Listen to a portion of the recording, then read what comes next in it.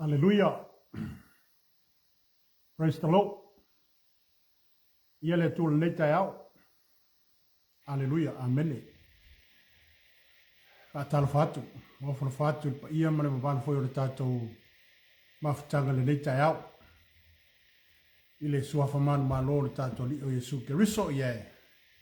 Ka whailo ai atu ma toi oflo whatu le pa ia o le tātou mawhitanga ia misa whoi o le tino Keriso le nei tai au whou. Malofa malos. Malofa i whātou toi whi au mga aluenga le nei aso e maso le nei vai aso. Whaftai le loto i le tua, whaftai le nganga i le li. I o mawhai fwoi ona toi taita ina mai alo soi fua o se malosi fwoi le nei fwoi tai au ma le nei fwoi aso o tātou iai. Ia, whatau nui nei fwoi tiu te mga aluenga pe ona tofi ei tātou e le tua. Ia tātou te ngā lulue manopi iai e pe ona tātou iai le nei lalorangi e le tu mau. A o nei tai au ia whatalo whatu lau poro kalame maofo whatu i le pa ia mana mamalu se o tātou tunu. Ia misa fwoi o paanga o o fwoi mai maa sani lunga le tātou poro kalame. Ia e pei ona whatu na gaina i lewa yaso ia ma lewa yaso. A talo whatu ai i lou malei fua mai whanunga le leo le nei tai au fwou. Ia whaafta ia le loto i le atua, whaafta i leanga le leo le atua. Ia o mawhai ona toi taita ina mai alo soi fua. Ia o se tātou wola fwoi. O mwhai ai ona tātou toi whenua i lunga le tātou poro kalame pei ona masani ai. Ia, tai au nei e nā ona tātou tātala no fwoi mo tātou whasoa i se upo fwoi a o se whala i au mai e le tua mo tātou. Ia e au ana tō matawina ai tātou. Ia e mese fwoi o le tātou savalinga ma le tātou whalaua. E pei ona tātou ngā rurue i ma tātou mo tātou puno o iai. O le wala au fo i o wala winai tātou e le tu e tu sa malane ngā ruenga. E au lawa na tātou whātau nuina. Ia e pei lawa o le whina ngalo o le tu o le tu ina mai ati tātou. Ia na leita au. Ia manatu o le a tātou wō. I se tātou mta upu tātou te whaasoai. Ia pe na fwena tātou tātala noai. Ia wā lawa le whātu mauina peo i tātou e ale le whātua tua. Ia e mese lava ina ia awane i malue tātou i teimi e luti ai tātou. Ia e mese fo i o le tau mawhai mai o le laulangi le nei. Ina ia ave se ina i tātou mai tono o le alofa tu noa o le tua. Ta e aula le nei ia a tātou o le tua si talo fo i mai. Ia ona hamata leo le tātou ta upu le reita e au. Ta mata ia ne reita e au i o luma. O le vi inga o le whaftai ma le whaamnu e au na mātou tu inatu i atu oe. Whaftai lo wanga le lei, whaftai lo walofa, whaftai lo whaamaoni. O mwhaiona e teita ina mai ale soifua mo mātou wola le leita e au. Lei o mātou iai e lo mata ngofie ma lo le lei. Mātou whaftai e ai a te oe lo mātou te mā. Whaftai o e toi mwoni mai o mātou wola le nei aso. Whaupopo i aso lo mātou malosi. E aona mātou whape atu ia fo i lavare vi inga i a te oe. Nā pa ia so sonina o mātou loto le leita e au le ase upo le mātou whasoa ai mo tangata. Mātou manatu lava le li o mātou lava le ato toa ai a fiu mai oe o le ato ai mea uma. E te wha ato toa ina se whi au ina ia momoli ma ia whape nā ona. Ia whape nā ona tauwhi mawina i mātou. Ma tā oso ina ei mātou a mātou i eile nei larangi le tu mau. So ani mai oe le nei tai au no mātou atu. Ono lo suafa Yesu. Amene. Aleluia. Nato le la tātou wō le tātou mta upu le tai au le nei. Amen. Tātalo whātu fo le nei tai au nisi fo i o le tātou ainga o lo anga i mai. Ia ai mese fo i o nisi o wō fo i mai maa sani lunga o le tātou por kalame pe ona iai. Tai au nei o le a tātou te iai le tātou mta upu e pe i o le tātou whasoa ai. I le a matanga fo i o le nei tau sanga ma le tātou folau. Ia talo ma i o tātou mātahala. Tātou tā penda mō tātou sauni, i so se taimi, ma so se aso. Au a tātou te leiloa lava, ia po le a le taimi e fio mai ai Yesu. Ia o le a fo le taimi e whapena ona wala awina ai tātou e tusa malona whingalo. Tai au la le nei ia whawhero e atu ma fulfatu, lau sunga fo i le CEO o le tātou TV ke channel nei tai au. Ia ma loa fua i lau o maua whaftai ma loa on sak. Tai fo i whapale pale fi au mga aluenga. Ia ai mese fo i le wala aua wala awinai tātou e le tua. Mese fo i niso le tātou a inga lo a gai mai le nei tai au. ia tātou o i le atua si tātou upusi o tātou whaalongolongo. Po lea fwoi se mea lo tātia le whingalo o le atua. Ina ia tāpena i tātou ma ia whapena o na tātou nofo sauni ia. Aleluia. O e moni a tātou te kerisiano mo tātou whaalaina. A ele o tua o noina i tātou ele li o le raulangi le nei. Ma ele o nofo le leifo ia le ti a polo le temi le nei. O lo tau mawhai mai pēr se au wala ina ia ave ese ina mai ai tātou. Pe tau mawhai se au wala ina ia whaato ila loina ai tātou. Mai lo tātou tu maule upo le tua ma le tātou ngā luenga lo whai. Awa lesi le va e ngā lo whapena o nā ngā lue mai pēr ti a polo le temi le nei. Esu e awala mai ale fili ma su e avanoa mai a te tātou. O le kaimi ala e mawaile a vangor ki a polo e a kako. E le koe ku ose a vango e a kako. Amen. E sau maros. E whapena o na whaale au ngā ina lo tau mawhai mo lo tātou tau mawhai. Al te haore nei pio le unga mare wha moe moe sini foi mare au tua le tātou porkalame. Ia tātou mātaala ma ia tātou titalu. Tā pena mo tātou sauni so stemi. Whatalo whatuele lau suga Pastor Mike. Luia, whatai mafuta mani nei tai au. Me se foils to fina ia ngā lelei ngā alofa. Ia sunga foi whawhenga ia na nai. Ia maniso le tātou a inga lewa. A ngai mai lunga le tātou porkalame le tai au le nei. Au le mata upu te fia whaasoa ia le tai au. Nei o le mata upu le e maua le mua le tupu. Mua le tupu lo mata upu sumara iwa. O ia lo ta oto ai se tala e winga i le tala lea i le profeta o Elia ma le tupu a apo ia malona to olua whaingtale o Yespela. O inala le ta wa watu ese manaktu ma watu ese tātou mata upu tātou te tala noa i le tai au lene. Ia ao ino tātou mataala ma ino tātou sauni so stemi. Amede. Talo hatu foi lau sunga Timmy Brown Miliamu, whaatai mafuta mai netai au mālonga lua uso, li ia leli. Amene. O ila, o leala e watu ese tātou mata upu tātou te whaasoa i tai au lene. Io tātou mataala ma io tātou wawa ai e tūlanga uma, e peia o na watu foi le tātou whaamalosi le vai aso talwai manisi o tātou porkalani. O le ale mawalunga o le tangata e alu i le atua. O le a foi le mawalunga o le whaunga wa ia te tātou. O a foi tō whinga wa te tofi e tātou e le atua. Se e le foi e ki a polo a oi. Amene, o le mawalunga o le tātou o i le akua. O le a ki le foi nganga le akuri ki a polo i lunga o le mea ngau e iai. Ma le mea lewa tātou iai. Ai o le tai au le nei. O te fia amata mai la i le mata upo suma le valu le ana na whai ele taulanga e lia ma perfecta pa ala. Amen. O te le au na i vaenga te fia oto ina mai. I le mata uti o le wha unga sai lunga ia e lia le teimile le mata upu le suma le valu. Amen. Wow, i le mata upu le suma le valu. O i na wha ali e lunga le mongo o kalamelu le atua moni ma le atua le sai fua. E pela o i le vaenga lea, o ina matua i... Ai baba ai e pe whaitau i tu, e so teimi te whaitau le mata upu lea. I le matua i mamafo le whaunga sai lunga ia e lia, le teimi lea ina ua whaia le taulanga lea e whaali po ai lea tua moni. Amen.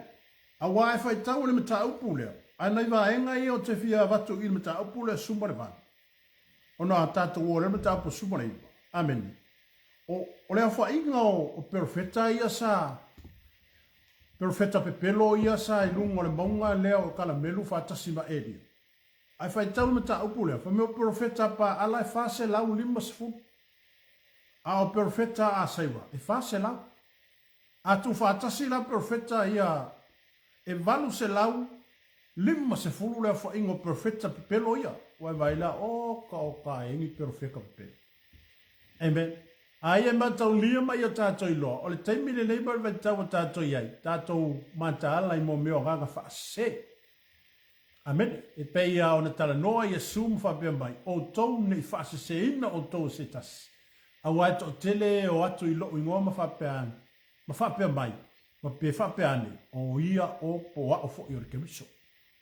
Amen. E peila le te whaalongolongo mai e ma e whaafonga mai tai au le. Mi ta apule sumare mana. E valu se lau lima se fulu lele ia profeta pelo ia a saiwa ma pa ala sai lunga le maunga lea. Ma ia e lia e totas. Na e va aile ma e mana tumlatu ma e ma fau fau. O fea le me li lifa i ai le le faitau le tangata pea o ina faitau mo mea ie ka ke vai po whainga pa loka po me whapenga. Ewa ai le to tele le numera. Amen. Ai pe lea mai i lunga le whainga taulanga lea e lia ma perfecta ia. E le ova ai la pe le o sila le atua i le to tele. Ai lo sila le atua i le mea lo ka oko ai lo whaku po lo loko ia ke ia. Amen. Maya e lia to tasima perfecta e valu se lau lima se fu. E le ipopole iai e lia pe le imanatu ngai loa e lia le kadi eisea o ga sa iai le teimi sa ili iai e lia. Na iai le teimi sa matua i tuku atoa le loto ma le whako e lia i langa sa ilinga. Ina iai le whaunga le atua i lunga ia te ia. E ala la i le whaalinga pe ala i le whaali mai o le atua moni ma le atua o lo soifua. Ai le mata upu lea e sfulma le valu. O ia ina tato i loa ai. Le makua i whao winga o e lia le maka upu lea. Amete. Awa o lesi ia vaenga whai mai. Ina ua, wa e malama le tala. Whai mai, ina ua whai mai e lia. Ia, whai lar koko blaka. Mai ina ua umona whai, ina ua umona whae e o manu i lungo le whata whai taulanga. Ona lato wala au le i lo lato atua. Whai mai wa fiu e wala au. O ila lenga pe e ula e lia i li kaulanga. Whai mai wala au kele. Wala au pele o moi. Wala au pele o alu e safe au pa. Amene. Aleluia. Aisea. Ona o ina matua i loa i le whau unga lai lungo e lia. Ua makua. Ua matua i mafare whau unga lai lunga ia e lia le mata upu le sumba le vata. Amen. Ai va ele fai potos fulo le fai upo le mata upo le sumba le vata. Wai mai ina ua fiu la le vaenga le vala au la tau atua. Perfecta pipelo ia. Wai mai la ia leo elia. Ona wa umanga wale eise kali mai o le kangakale. A pe wale eise kali mai o le wha kangakale. I perfecta ia alako. O ilo ala le tu la ia elia. Tu la ia elia ma le mountain noa. Tu la ia elia ma le wha atotua. A toa ma le wha unga lai lunga ia te ia. Amen. Wai mai la ia elia i. Amen. Ona whai atu ai lea whai poto sefu. Ona whai atu leo e lia le nu uma. I nā whaalata mai ia tea. Ona whaalata atu leo le nu uma ia te ia. Ona toe teu lea e io le whata whai tau longo i ova. Sa solo ia i lalo. Ona avele e lia o maa se furma le lua. E tusa o maa se furma le lua. E tusa ma le whaita wino i tu ainga o tali o Iakopo.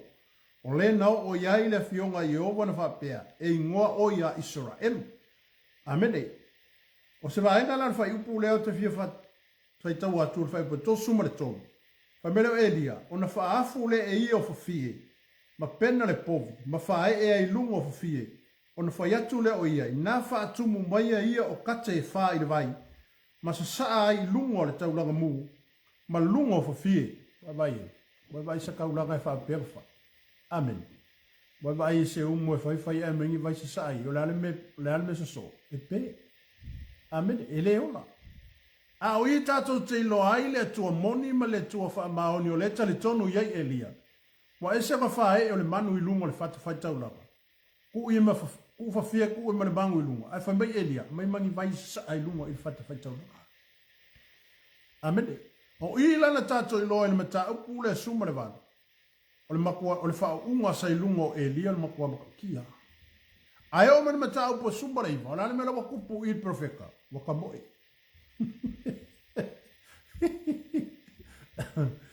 Aleluia. O i le mata upu le suma le iwa. O i olo whapena o na ua le ise mata ala o le profeta i le mata upu lea. Aleluia. Pe ua uma mai a le whaatasinga ma le whaalinga o le atua mio tonu i lunga i. Saulo e lia pe ua le agua i e lia ni melea. Ai matau lia. O le tātou savalinga. E le kai malo lori ki Apollo i a kako. A whape sauri ki Apollo mo mua a kako e le sau. E koe alufo e koe sau fo. Amene. E koe sau mua se koe eli mai. Ma se sau a se koe sau e koe sut kako. O ku mau aro kako whakukua i le kua. Amene. Ono ina mata upu lea. E tupu la le whainga o le whaalinga le apo o le whaalinga o le atua moni lungo le maunga o karamelu. E le o yefu finge lo yespela. Amen. O le whafinge ringe o le maukua maka ukia. Amen. Aleluia. O le whafine fo ile ana na ia tau mawhai na ia whaia se mea fo ile le tōwine o le tamaloa nā pota. Matau leo nā pota o le tofi o lona tama, o le tofi o le whaasinu manga. Amen. Awa apo o le tupu o le tangata i ei mea uma. O lana pule, o lana tala e whai atu, e whaalogo o iei le malo. Ai pe o le walu e tau ana umaile na le tōwine po o le tofi o le tangata e whaapere pele le kōwinge ngā kuinga e longa kama, o le kofi o longa ai. O le whawhinge fo ilanga ia ngai oi e whai mea lea. Amen. Aleluia. Amen. Matau lea fo le talana ia nā pota ina ua musu ngā poka e mai kōwinge ia apo. Anu wa apo e longa whai. E lako la whingo i espela. O la makua le aia apo makua i ika apo. E fitilia koror whinga la mua ele ai. Mua musu ngā poka e mai. Fa mera whinga ia wa ai. O le mea whaingo fia mea ngā kākia mai a kia. O le mea ngā whaikalia o mawhai. Amen. O lea whaila wo o mai i le mata upule e sifuru maraiva. Amen. Aleluia. Le whape mani mata upo sumaraiva. Ua whamata lato e apo ia i se pela o mea uma na whaia elia. Atoa uma malona whasi o tia i profeta uma i le pelu. Ona awina atu le e se pela o le ave au ia elia ua whape atu. Ia whapea o na whai e atua ia te oi, ia te au. Ma ia whapopo o iai. Pe a whai o te le whaatata wina lo wola ma le ola o sola atou. I le tu la whape nei tai au. Amen. Oi whanongo lai. Ua malosi ale anganga le ngofo kongo fige lea. Amen. Alfa finge o i o le kolu o kupu. Amen. Aleluia. Fai mela ia lea. Toi fai tau tu fai upu le lua. Ona awina atu le ia se pela o le ave au ia Elia ua whape atu. Ia whapea ona fai e atua ia te au. Ma ia whao popo o iai. Pe a fai o te le whaatatau lo wola ma le ola o sola atou i le tūla whape nei tai au. Whai mai ua iloa ia.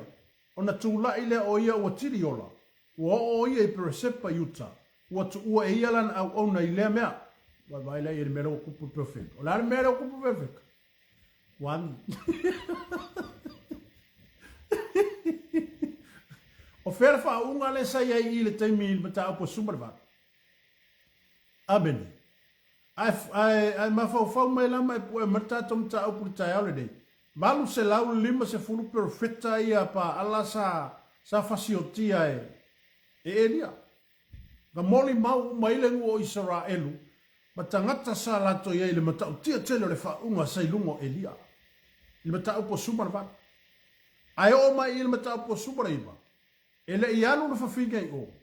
Wa ngā olanga au au ngā kūli a elia. Ai au surusuru el profeka. Amene. Aleluia. Ale te whawhonga mai, whai mai. Ua iloa e ia. Ona tūla i lea o ia ua tiri ola. Ua o ia i Peresepa Yuta. Ua tu ua e ia lana au ona i lea mea vai. Ua ore au ngau kia. Amene. Aleluia. Ma fua mai whea. Pe ua leise mata lau le au ona. Po ua whaata mala fua le au ona i le vaena le. Wa so se mea e whape naurunga lue ai le nganga o le atua. Ma so se mea e ai le atua. E mako e maka i kua ki Apolo mea nga. Amene. O lala e saru ki Apolo mai o le mako angi ngiva mai ai o i le mea le na tupu i lunga le maunga o kalame. A wafo ele o fia fia. Ai sea, inga ua mangu maa lo le atua o edia. Lala e sau i o malonga ikake. E sau la ele malolo. E sau fo i e so e se sau ea. E sau fo i e kensa nga iai i le melea. Amene. E pea na o fai atu fo i tātou por kalame i lesi fo i tātou faso. O le anganga e tuli e alu. E alu e koe sau. Amene. Aleluia. A koe sau la longa lua sau a wapawa ua malus. Lea langa sa wailo le fili. Pe o sau le ki Apolo lea. O sau le malolo o makua aika makua faali i le angare ki Apolo. Makaulia la, ele ia se pela I lunga I o le maunga le taimi le nga fai ele, nga su ele atua moni. Ai ua sauti a polo la vango I se pela, punga lo mariki a polo kongo isa fa elu. Amen, e saula a apo I o la fo ki nga mailulu a apo I o le mele nga kupu. E fa makalako ia I se pela, me se pela o. Me se pela, sau ia ingu sau ki, ma sau ke. Amen, aleluia. O le vaenga nga, ia ka oko mai ia kia ule foi la au. O vaenga la ia o na tātou bata ala nga ia. Ma fa pena o na tātou sauni unia nga ia. Amen. E au foi ona tua lalo le tātou por kalame le tai au le nei. A fa pea o oio se fale tua se fa fea ngainga po oio se fale tua se taita. Ia e fau tua I loto o lua I mere lei. Amen. Ongo le sile vaenga e kele fo inga nga ngumi ai tonu e kalesia ma whaala putonga o lo tātou tūla I mo tātou wawa ai. E mafua mai o galea o si o wharekua po o kako kai ko lua. Abele whautuanga lelei. A whapeo lai saulo I whaife au o la fo e kau upset mai o I le fongo o e kalesia po a menga whai. Ko ui e oe le upu wa, le upu file mu. Ko ui e le upu wha mawhanga ma le upu wha malusi au. Amen. O le ale mele nga kupu I. O le sawa apo o le whale ko. Ai sauku wa wha makalaku le whini. Wha makalaku le kakolua. Ia ai pakalo I espera le awala I le kakau whai. Amen. Wa ave langa whi au po ua tuli lana au ona ma whape atu ia Elia. Ke oki le aso ngei whape ngei le kulaka au. E umai o Elia. Amen. E waku foi la le ave fe au le ia Elia. E le o saungi foi mai le o ka pega foi Elia I kemilea. Amen. O le mafua aga le nā po le pongaina. Nā lai o na sola au surusuru le profeka. Ma fa pengao ngā ese mani mele sa ia. Aisea. Wale ise fa unwa I maka upu lea. Aleluia. Amen. Wale ise makala, wale ise saungi, wale ise kapeka. Amen. Awa au sa fa ia tātou I whawhita auli ma whatia tā maia ele ise tātou tā penanga. Ia, ole mea le mau e kako. Wa kako le lopo o whele mea kako ke sugu waka. E whapenala le vaenga leo te tala noa te ia te oe le tai aule. Amen. Aleluia. Whai mai ina ua. Whai upu le sal, whai upu e tolu. Whai mai ua I loa e ia o na tūla I le o ia ua tiri ola. Nane winga le tiri ola. Wa fia ola. Wa so ele me ola. Amen. Wai mo ole au onga wakia. Mo ole au onga wale pole po ole angole au onga. Awa le sau uri whai upu le pe ona tātou whai tau ye. Amen. Mai, ua I loa e ia o na tūla I le o ia o tiri ola. Ua o ia I Peresepa Utah. Ua e ia lana au au nei lea mea. Right. Ua ku e ia lana au au ngai. Awa. A ole temi tātou te le mau tomu ai ma tātou le mau manatu. Amen. O le vaenga la le so o mukako. Wakako le lopo o feo o peyo le lou o le eise se manga se kulou o lou le manga po le le lopo o feo le me kako ke a ngai ia. Ai pe o ila le te o te whaasoa to ia o le tai au le. Amen. Aleluia. O peyo lo wahalu walo so le me o lai. Wahalu le profeta po wahalu Elia sa ili se mea o lai. Awale angwale au aua. Ua era au nga fa pe foi ai ke era au nga I wole pole ai. Ma foi fea. Ona ua le ai se matala, ua le ai se tape penanga ma ua le ai se sauni. Amen. E hawa ona tato sauni ma tapena I so steng. Aleluia. O le saula sa fa inga le ti Apollo le saul keimiringei. E le koi malo lo. O le ase vai pangoa o avangoa. O le ase se fai ko o lo tātou te tala ina le ki Apollo. Pau anga le mea le manga o le ki Apollo ka singa avangoa e ka kala mai. A tātou le matala foi mo tātou le te tala. Pa tātou le tāpena mo tātou le sauni. Amen. O isia vaenga e mbawai I a tātou. Amen. e whakamu mo e whakako e kamale pe akako le matala. Amen. Alleluia. Pamela le whai upo e wha. A ua alu o ia i le vau. O le savalingo le aso e tasi, o no oile o ia ma nofo i lalo le ratani. Ua ia whaatonga atu ia oti o ia. Ua whape atu i o vai, so ia. Ia ave eselo wola awa ele sili o na le leo au, i o tama. Mai vai e, o le ale mea le ua whai. Le ua whaakonga ia i ova ave eselo ngaola. Amen. O le wai o i le atua e, sili ngoki. Amen. A fer fa unga le sa ye mta po sumre valu le nei. Amen. E ao no fa pe atu ya oi. O le fa unga na ye ya fa pe o le fa unga sa e ye le silent nei. E le ko ya fa unga nga mo le sale la sa. E ke ko sa ili fo ile va yaso le. Pa tato to te talo mo tato tu ina tu le tua. E mai si fa unga fo mo le va yaso ngai a wala sa. Amen. E peila o ile fatamala ile profeta ma fa pena ona tatou vava ai. O le fa tonga ile tu yoki. Amen. Vai nga le kala le fa fige nga ave ai. Ale wa usursuru. O le o sola. Amen. E foi mo fa pe atu ne tae. Vai po isi au nga yo vo la fa ka mo ese lo mku. Amen. Alleluia. Ono isi ava enga o le tatou soifuanga ma le savalinga o lo tatou iai. E mo o mia le tatou ngā lulu e fatasi. Ma pia fo i e whaafunga mai o le tina o le ngā luenga po o e fo i o le tina o le kalesia. E mo o mia lau tupa lalo ma lau whaamahalo si au i leo lo taita ia le kalesia. O ngā e baba ai le tala lea. O apo o i o le tupo o Israel, e whanongo umma ia Israelu ia apo o i o kupu. Au le ale ngā lue ngā longa ko a lua le whai. E le o ngā lua e le to lua apo o i se vaenga whaanofu file mu wai le loto le tupu. Ai o lo ngā lua e le whawhinga i e se pela i le awala e whaakupu ke le aile ki ngā o le loko le kupu. Amen.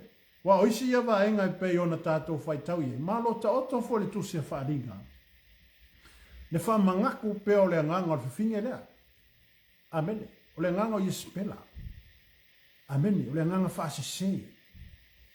Amen. Nga ke whaase se inga mea. Alleluia.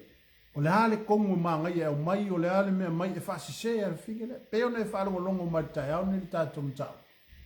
Ma o se lui tau fo i ma o se toi whawhangu mo i tātou. Amen. Alleluia. E ao ana tātou tā pena mo tātou sauni uni vaenga uma ia. Au foi ni o tātou manatu le tūlanga wa tātou iai. Ma le wha unga le atua wai lunga ia te tātou. Angai ere kaimi kako ke whakamala i le wha unga. Amen. E ile kaimi kako ke whakamala i le vaenga lea. Ona tātou le mataala i loa lea. Aua mōlo male avangore ki Apolo e pingi e roma kako. Amen. E peila o i le profeta leo. Sko ingo edia. Ina ua whaata mala o ia. Mauna ia le mawale maantala mawale tāpena. O le avangoa lola le ngā whao ngā mai e lore ki a polo whiwhinge lea. Ia, e ku mai aloara le kumako e whamaka o mai i kupu i le profeta. Ia marewa e ngā le o iele. Ia le profeta. Amen. O le amele o kupu le profeta. O le wangi le profeta. O le waka mo e wasu ele me o lai le profeta. Ma le pole ala le profeta ele na au auna po ame o iei. A waki ai e kusafo ia pe oki au aunga ia. A ia saure me a o ia ia. Ia wha saure ngō. Amen. Pela le fo ima iei. Iri tātou mta upu le wha ipu le wha. A walu o iei le vau. Vai mele walu le profeta. Ka wha mele walu iei. Walu le vau. Amen. Aleluia. Wha mai. Walu o iei le vau. O le savalinga o le aso e tasi. O no o aile o ia ma nofo i lalo le ratami. Wa ia whaatonga atu i oti o ia. Wa whape atu i o vai. So ia. Ia e ave eselo wola. A wa e sili o na le lei o au i o tama. Vai vaila le mele o lau lumo lepo. Amen. Le wano e whai lea kua ave eselo wola. Le ua wala au i lea tua e sili o oki. Amen. Wa ile tato wa ile mole o le tangata e fa pena ona le saunia ma le tapena ina i temi uma. O le sila le vaenga te tau ona tato no fo sauni ai. Ma tato no fo ta pena ngai ai. O mea fa pea e oso fa ia i ka kou saulinga nei. Aleluia. Amen. Mai le mare fai upule ai. Aleluia. Amen. Ko mena fai upule lima. Ua ta oto ia ua moi e ifo lalo le ratami. Fa auta mai. O le angelu ua pai mai a te ia ma fai mai a te ia. I nātu ia i lunga i nā ai. O na wa ai atu lea o ia fa auta. Sai ona ulu le poto i a reto. Ua tunu i maa asa ma le ipu vai. O na ai lea o ia mainu. O na toe ta oto lea o ia. Amen. Kako wa ila ia. Amen. O lesi lea vaenga tā ua le soifuanga ma le o langa o le takata. I le tu ulafo ina i tātou e le tu. Amen. Aleluia. O le profeta le tu. O le sila fia le leia le akua le mea le kukuai. Ainga saungia fo i e le tu. Ma tapena ina i le tu le mea ai e lia. Amen. Aisea. Wa sola mai onga o le wha maka o le fingo i espela. Ia o nga saule wa le lava. Mai me maua le tangata e le sauni ma le tapena. Amen. E saule vai vai. E saule fia ai. E saule fia moi. Amen. Ai fai mai ina sauni e le tua. Le mea ai e lia. Pe ona e whaafonga mai tai au le nei. Aleluia. Fai mai ona fai. Ona foi whaalua mai ai leo le angelu a Iova. Ma pai mai a te ia ma fai mai. Nā tū ia i lunga i nā ai a wā e mamau le ala. Ona tū leo ia i lunga, wā ai mainu. Ona alu ai lea o ia i le malosi. Ona o lea mea na ai. E whanga fulu ao ma le whanga fulu o pō. O lava i ho repa, o le maunga o le tū. Mai vai ia lei. Tato ai mainu. Ia le wanga umaka. O le upua le tua, fa fanga e le tua. Fa fanga e le tua oi. Amen. A fa pe wai pupua ngatia mo tato maftia. E ile au wala sapalai e le tua. Le vaenga le ia te tato. Amen. Wala nga fa ia le kol mele. O le alofo le kua ilanga profeta. O le alofo le tua ia Elia. O sola mai o mai fa maka o fingo i espela. Sawa ele fainga malanga. Kia ia kule au onga fai kalia le au fole au onga e su ele meo lai le au onga. Au su ele meo lai Elia. O su ele meo lai le profeta. Sau le vai vai. Ainga sau ngia ele tua le a. Sau ngia ele tua le au wala e fai ei e mo moli ei le mea ai e fa malus au le profeta. Ale alfa atonga le profeta le o fai le tua. Le tua se wo fioki. Amen. Fa pe uma fa tonga te malo yo pulenga o ya le fai le kua. Amen. Aleluia. Le fai ko le kua al fo la kala ni va al foi sola i casis. Amen. Amen. Aleluia. O yona. Tavalo yona. Le fo la ile kua le kua la il kala le ni eva. Ala ko sola i casis. Le foi ngala ko foi alu fo ia foi le ko si le ka ve se ro si le ngok. Amen. Aleluia. Ma fo mai fe. O le sauni ma le ta pena le tangata le temi o tana fe ngai. Ma le temi ala mo mi ai. Ia ta to le fe au ma nga le le tu. E foi aka ko. Amen. E au na ta to ta pena so se taimi. Ka ko ke le lo. E foi pe ngo foi lo fa. E ka penga lo fale aisha. A wa foi ke le lo ke me ku ko le malo lo fale. Amen.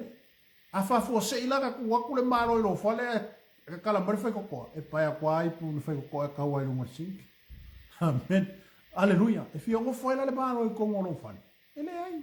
E pa le mer ko fio va ese aisha. Ele o le lei. Ele se ta penanga mai le se sa ni.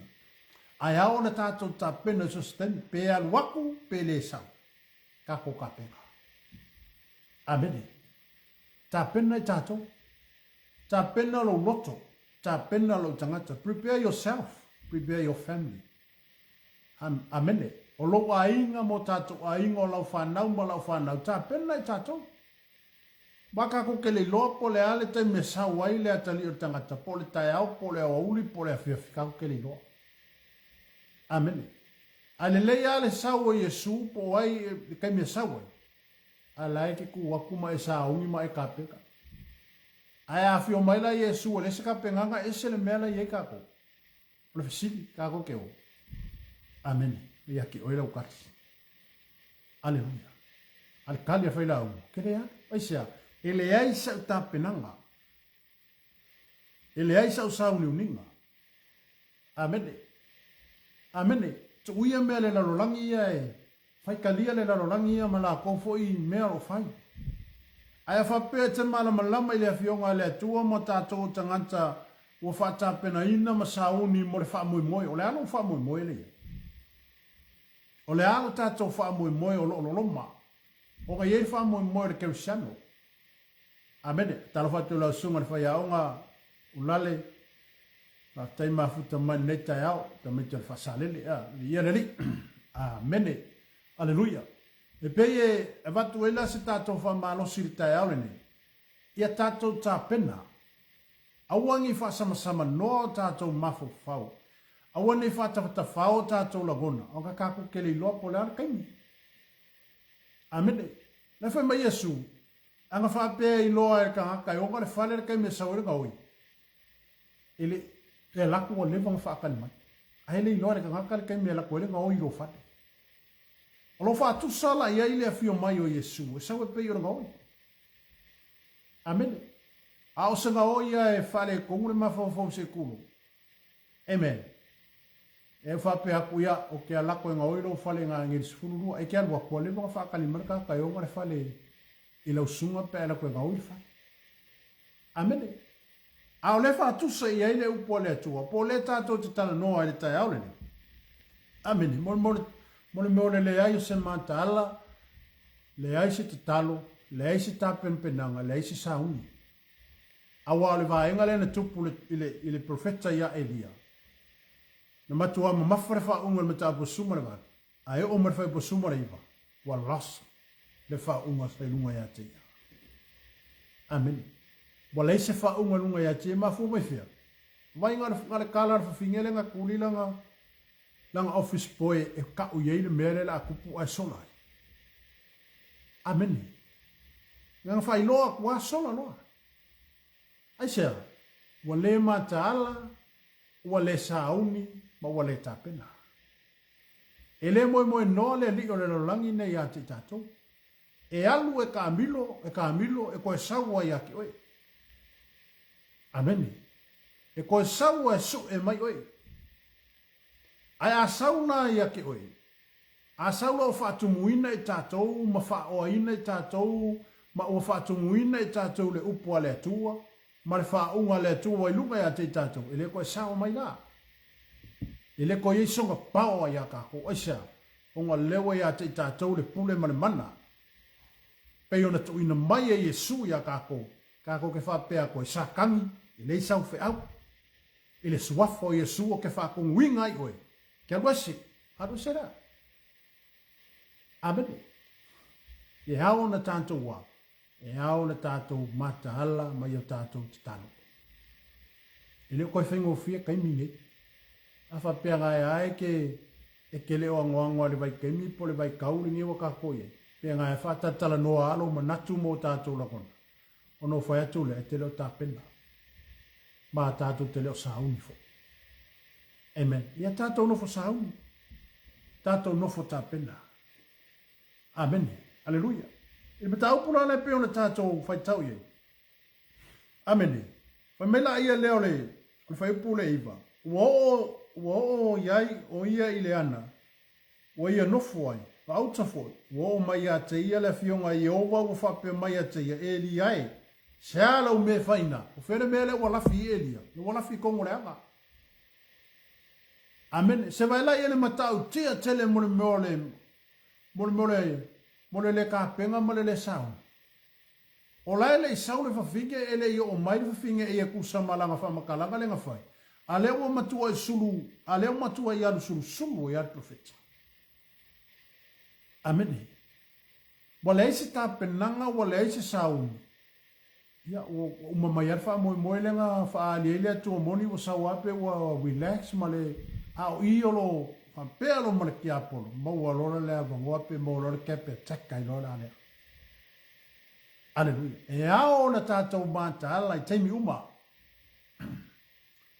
E ao na tatou ta pena mo tatou sauni so stemi. Amen. Hallelujah. Luas fulfa kulai nga yo yerki apo. 24/7.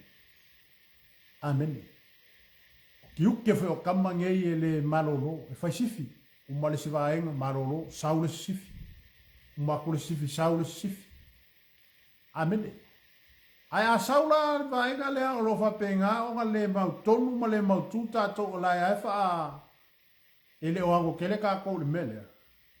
O ila o le silea vaenga e fa pena ona mau e lo male va ngorki apolo e.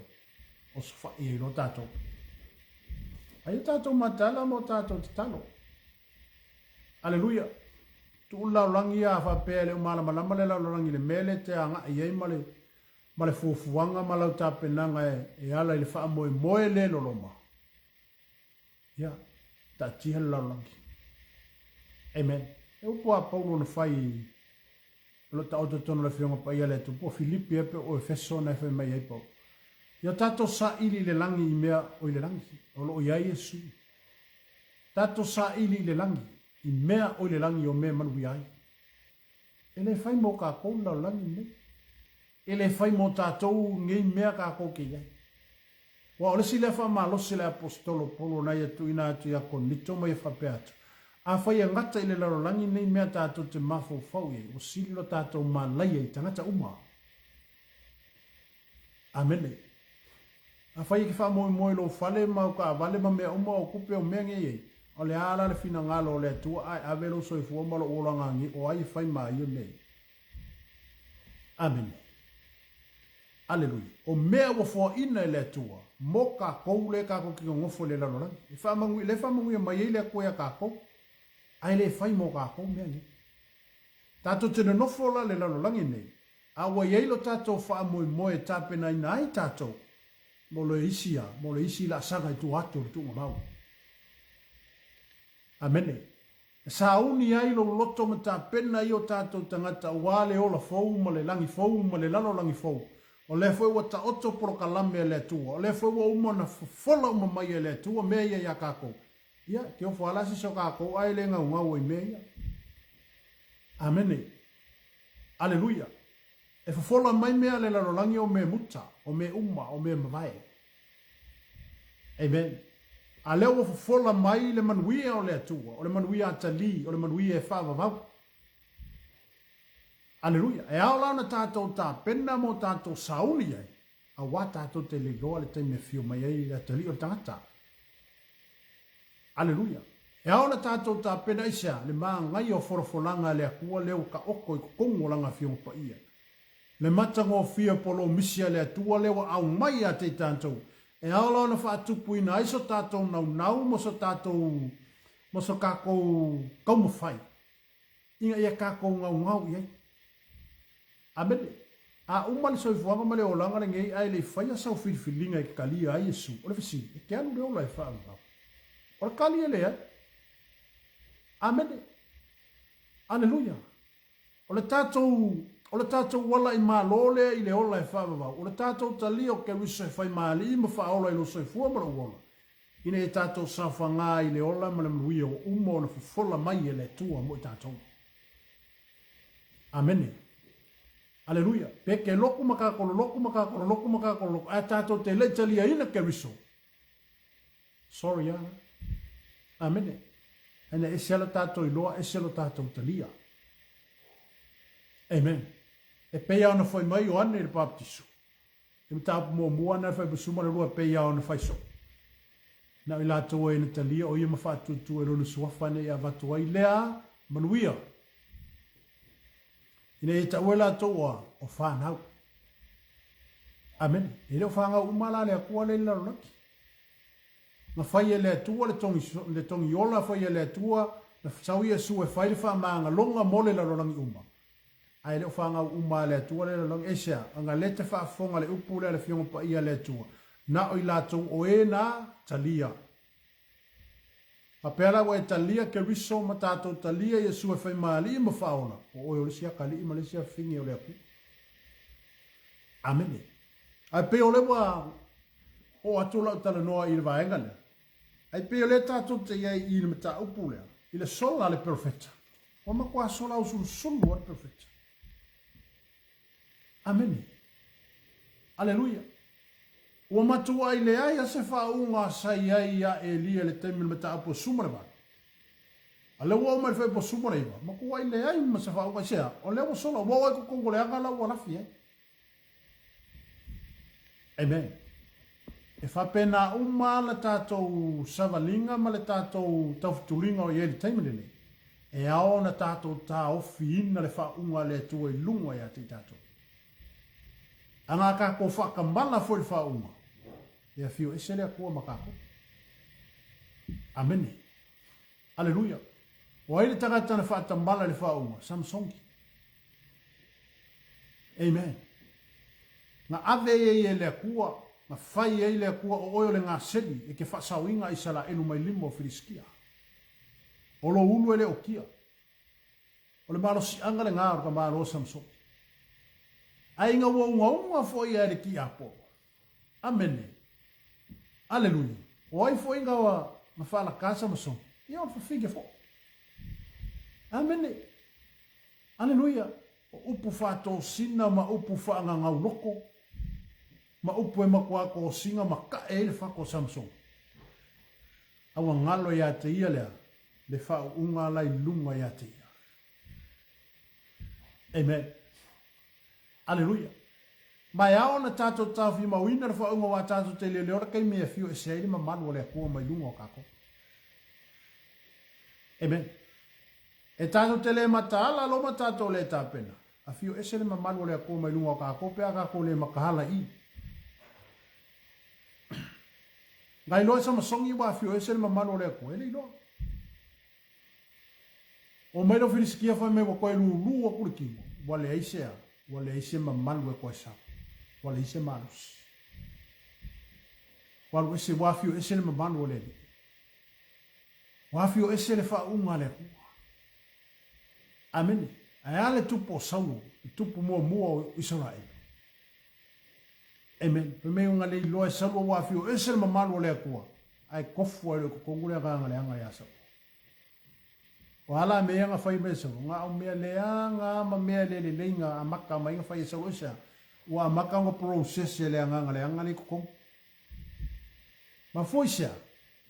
Ma tatou le whata wa ina le whaunga le atua ma le teime nga lue mai ai le atua ya te tanto.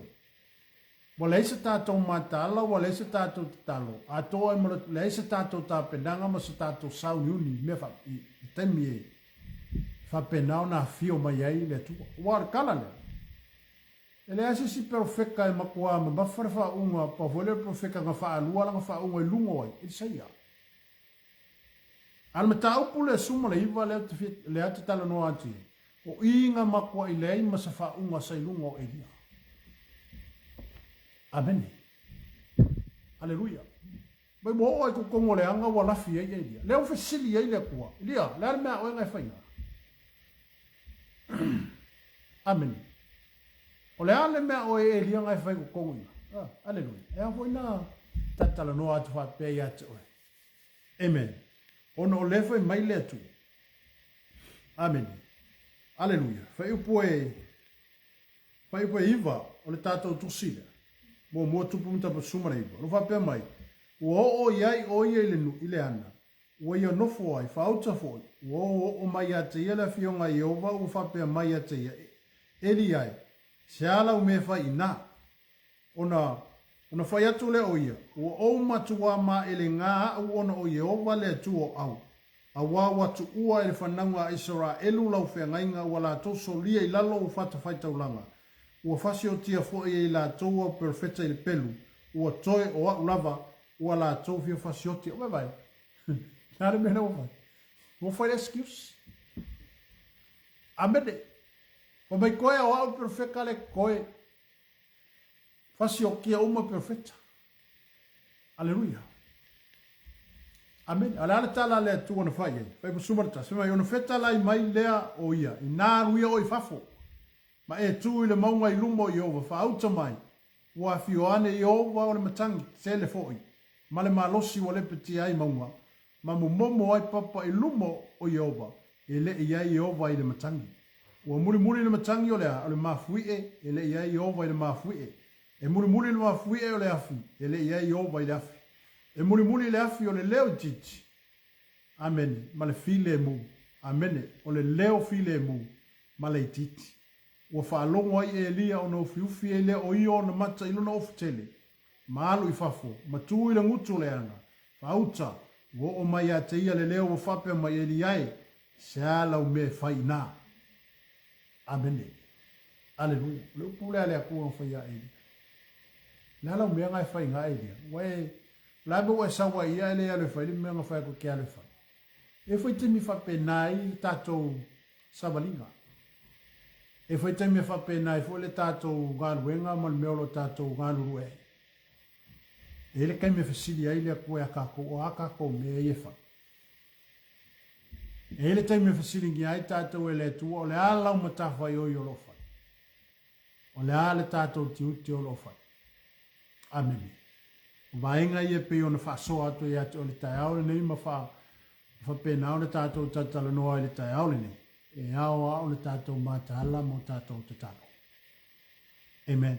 Pe o le sile vaenga o lo whapena o le tātou tatala noa i. Le makau kia kele o le angango i spela le kukongi. Amen. E pe foi ana vatu se whamalosi mo tātou fo i o tindā o le ngānuenga. Amen. O oe o le whautua. O tātou o le pae male a uli te tonu o ngā ruenga ma mea umaro tātou iai. Ia le leila o whautua i leo lo tula. Amene. Aleluia. Ia le leila o tu alalo i leo lo taita ia le kālesia.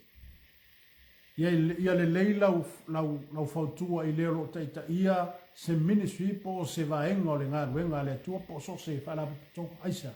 Leo e whaafonga mai le tai aulene. Ina maka o kia kele o finge leo le nganga leo yespela. Finge leo yespela. Amen. E leo Iosefa finge lele. Amen. O ia o le whare kua le kupu o apo. O le kupu o ia ngake. Aia le ako ngu ako. Ale ngā luenga le finge le whai. E nate leo whaale leia. Amen. Wha kupu o le finge leo. Le whita ngai. Le wha kupu o le finge le whika ngai. Wha kupu o le finge le me se se. Whakupu finge le awala e whapenga o ngā whai ei mea i le whikaui ma mea lea mi tonu. Amen. Aleluia. Amen. Ai awa o na tātou mātala. A whao, o le whao ngā mai fo i ki a polo finge le. Uma koe ka kala ako i ai le loko finge le fi polo ki a polo. E sawari ki a polo e ngufu kongo ia ma whao ngā mai. Ane tasi le tupo Israel nga mako ia sala ai le ngu ilumo le o ia apo. Amen. Matau le foi le tala foi le ina ua tato tala no ia apo. Ina ole a alu le ona ole a si taua apo. Ole ala e fai woa apo ma Iosefatu. Amen. Ona fai mai leo apo ia Iosefatu. Ia. Sau ka ko wore kau. O leo profeta mai ia profeka ia. E kau ke ore kau. Amen. A famele tala a Iosefatu ia apo. Se ele o ise profeka le akua nge efisili aku ia ipe ka kaunka ko. A famele tala apo ia Iosefatu. I e ia. Profeka nge o me kai. Au ke le fie e wa ele ise me o ke le fie yang kalama nga fai uma ama. A famele o Iosefatu. Fisili pe ile a fisili ako e foi mai me kaio na over aya Israelua fata ape apeina. Aleluia. O le mea le fiele kupule ia me kaio. Onga me kaio le profeta le tua e kau kala sao ame. Pe ia na tanmo. Profeta le tua foi nga sendi a kavika. Amen. Ile anga sala foi kavika fai. Ai pe la le tatu te tala noa ina mata upule pe ono fa soa ia te oe le tai aule. o lo fesili le atua ia te oe. Ma o lo fesili fo i le atua ia te tatou. O le ale tatou mea le fai. Aleluia. Pe ono fesili ia Elia. O le ala umea ngai fai ngā Elia. Amen. O le ale mea le ta otor fina ngalo o le atua. Yung winga le fai pe mai le atua. O le ale mea o Elia ngai fai ngā. Ka kaunga e koe fo i o ni mea ngā vala au ngai oe. Ma le mea ngā ko kofi ai oe. E te ngā lue ai ma e whatino ino o tiute. Whapena foi la fisili le tua ia te tātou le tai au le. Amen. Aleluia. Lo fisili mai le tua. O le a e le tātou ngā ruenga lo fai. Amen. Aleluia. E ao na tātou ngā rue. E ao na tātou whaatino ino tiute. E ao na tātou sauni uni so steni. Au a tātou te le loa leo sa whainga ti a polo loa ngai mai. Amen. Matālai vaenga ia. Amen. Tātou mātala mo tātou te tala. Au mai e le atua le whaasinu manga ia te tātou. E tusa ma whaafita auli ma whati a tā mai o lo tātou whaafia ngai le nau langi le. Amen. Aleluia. Amen. O whai upuna le, whai mele le whai upule, whai upule sumu le wha. O whai upule sumu le tō. O whaalongo ai e lia, o no fiufi e le e ia o na mata ilo na ofuteli. Maalu I fafo matui le ngutu le ana, pa auta, o mai a te ia o le leo o whape mai e li ai, se ala u me whai na. O na whai atu leo ia, o au matua ma ele ngā au ono Iova le atu o au, a wawa tu ua el whanunga I sera elu rau whea ngainga, wala toso lia I lalo o whata whaita ulanga, o whasi o tia fo e la toa profeta ele pelu, o toe na wa ulava, wala tofu fia whasi o te fo e tau, ele fo koe reply, o leo koe kaukala e lia ni mele sa whape ngaonga ia whai mua I lea kua. A whai mele whai pasuma le lima. No whetalai mai e leo Iova ia te ia, I nāru ia oe, o toi fo iatu ilo wala I le vau tamaseko. Pe a e o iai, ia e whaau a sa eli e whai matupu o suwe ia. Ma ie o lea tali o ni mese e te whaau ina e whai matupu o Israel. Amen. Aleluia. Ma Elisaia le atali o safata. O le apele meola. E te whaauina e whaima profeta sui ai oe. Abai. E ile kaimi e sui e kako e le kua pe a tātou lea. Pe a tātou le matala. E ile taime whaile sui ngā le tua a kako pe a kako le maka. Pe a kako le ka penga mo kako le sau. Amen. O ila le vaenga le. Amen. O ira le tusia, ila le ngawhai e lo le tala le tu.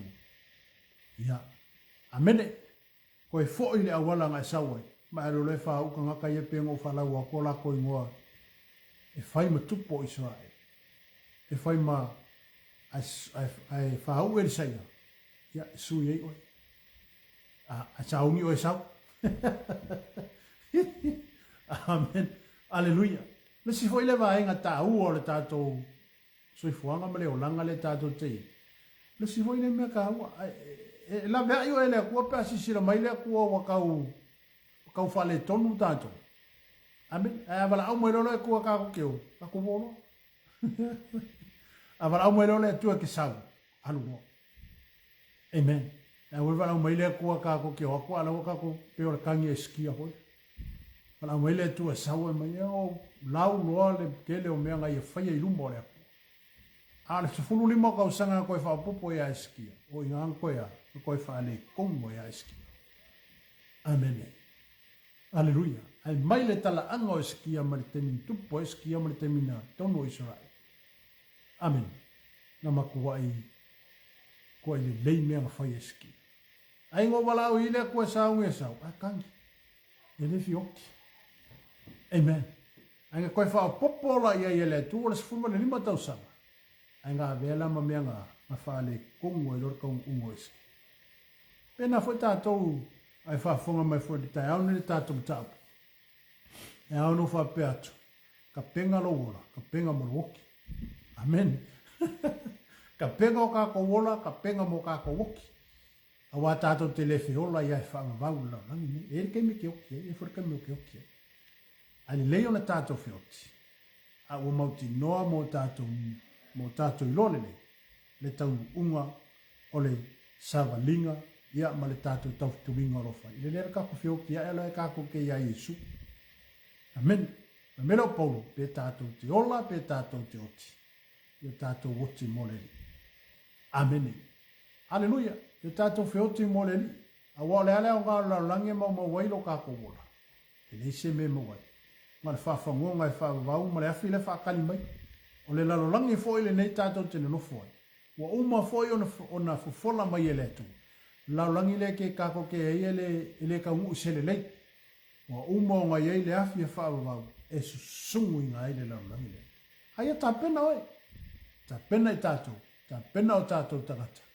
Mole ola e whawau. Tā pena morsi tianga le mo mai. Le sile vai ngai ao na whamanatu ma whailoa pe ia te tātou. Mata ala, mata talo, tā pena masau. Amen. Si tianga le la talata mai. E fokus umala la tātou wa aimo tātou wa aia ngai a Israel. Ia ma kongu re kaua i sae kuku kongu. Ia o ingala le ai kaua wa aia ngai ai lalo langi le taimile nei. Ia e whape nao na tātou iai taimile nei. Ai sauni tā pena tātou te lei loa le taimile. I sau wai le atali o tamata. Ai le lewa sau. Ana sauni oi. Le lei o ngā fio mai. Na ka pega kako. Amen. Ale ngar sau si ki anga ar. Mai ko ka mo mai la ia le. Ia awa tule. Mai fio so elo uso. Mai fio so elo fa. Wo si ki. Amen. Se me nga fa ngongo. Ole o fa finge makamiki. Ia ai ko ia. Amen. Hallelujah. Amen. Ole si le vai nga te tauna ta to wo uma. Amen. Ava pe ke fi anu. Saungi. Ka pena. Saungi uma kako ko e sikiang. Aonge e sisi ngofo mai pe asap sikiang. Amen. Wa lewa tato i lomo tato motino. Ele ai sisi me kako ke e kakawa kako le baus. Awa o i le sikianga. E kako ke file mo. E fa pe kako ke le or sikianga. Ia nga kako ui lole popo nga mafa. Ia ma i fo ila ma ko ai. Lu i ai la lo fa ko ko mo le tato tali tonua. I le tātou mau o lofa pēna o le tātou tāwhi mawina. Amen. Aleluia. Ai pe o le tātou wasoa na tai au nei ma le tātou purka lamilela. Tā pena, ma sauni, ma tāla, ma tatalo. Wa tātou te li loa le teine sawele tali o tangata. Sauni, tā pena. A fo i le tau ungo le lalolangi ma meo lo tātou ye. Ia ele leia ona sau, ona fiu mai Yesu. Ia lawa ka penga ma lawa sauni tātou. Amen.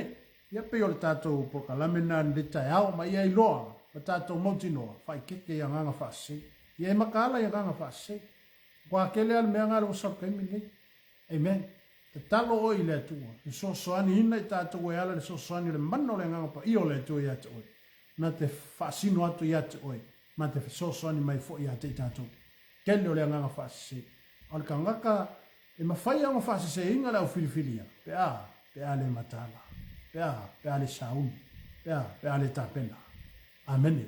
Aleluia. Ua tātou te whasamasama noa. Awa nei o foi nei kako whape o kako le ango ia. Amen. Ai tātou i lomo tātou mauti noa. Ele o kua ngo inga kako re ki apo. La rai sau wara ki apo le su seme. Se longa ke feio. O a me ki apo. Ai ei loa. O ke feio. Ia marosi. Me tātou marosi. Awa e sili le marosi o le tu tonu ia te tātou. Nai le o le li o lo whelo wa i le langi nei. Amene. Ia o le tātou pokalamena neta au. Ma le tātou wha sole na. Anga le leile tua. Tō enga fo i o neva yasu. Ia mesa fo i o fuafuanga whatatia ia aiga te itasi. Ia iai le file mua le tu. Fo lau ma le tua e manu iai le uma. Whatasi ma le anganga o le tua. E whape nao ne iai mea lava e tusa marona whaatasi mai a te tātou. Ar te haurele, ia, le tātou porokalame le nā. Manu te le ina le ne aso, e whainisi o porokalame muni mai. Ia iei pea le anga le leio le tua. Ar te Yesu ne tai au, ia le li, ia o le tātou whaasoa nā ne tai au. Manu e tele, e tino keriso. God bless you. To God be the glory, forever and ever. Amen.